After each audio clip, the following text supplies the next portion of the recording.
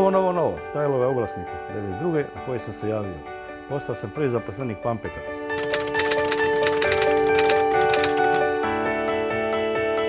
Kad sam došao u Pampek, sve se radilo ručno i klasično.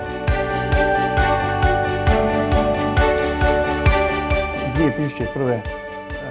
godine nalazimo prostor u Planinskoj ulici, izgrađujemo ga i 2002. otvaramo novi pogon koji je jedan od najmodernijih u to doba u ovom dijelu Europe.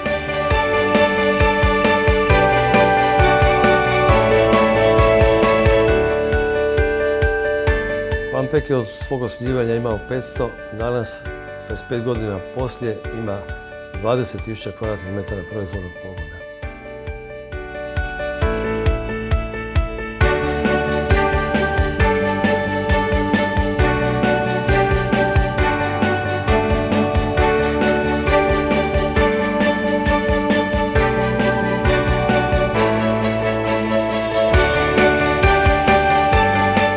Pampek vodi brigu o kvaliteti i sigurnosti svih svojih proizvoda, pa sukladno tome imamo implementirane sustave HACCP i IFS.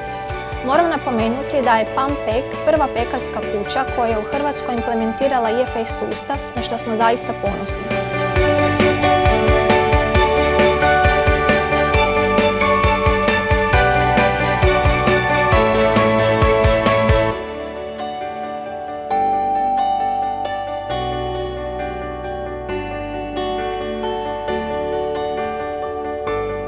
Od klasične proizvodnje kruha, peciva, imamo odjele slastičarne, odjele sendviča, odjele tankih tijesta, lisnatoga i posebno kraft.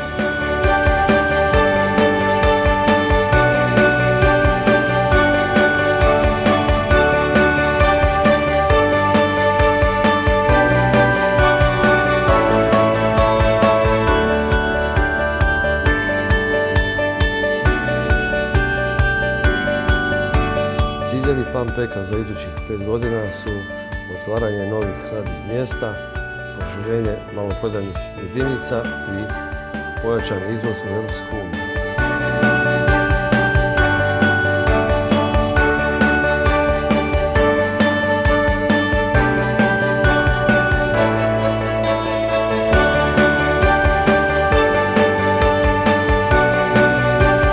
Najveća vrijednost kompanije svih ovih 25 godina su naši djelatnici, naši ljudi, pokretačka snaga Pampeka koja daje uvijek izvrsnost proizvodu i kvalitetu.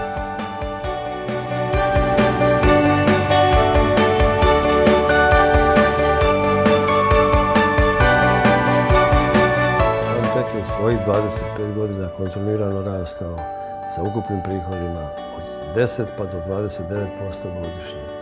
Isto tako sa brojem zaposlenih od 10 zaposlenih danas 2017. Pampek ima 750 zaposlenih ljudi.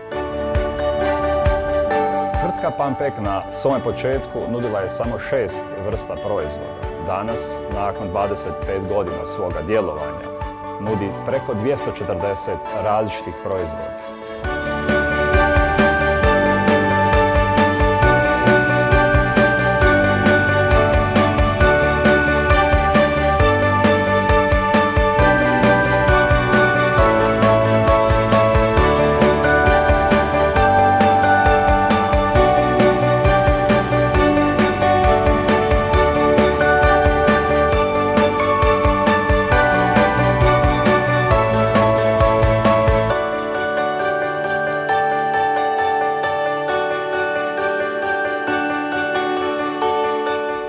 Godina sam tu i namjeravam ostati najmanje do penzije.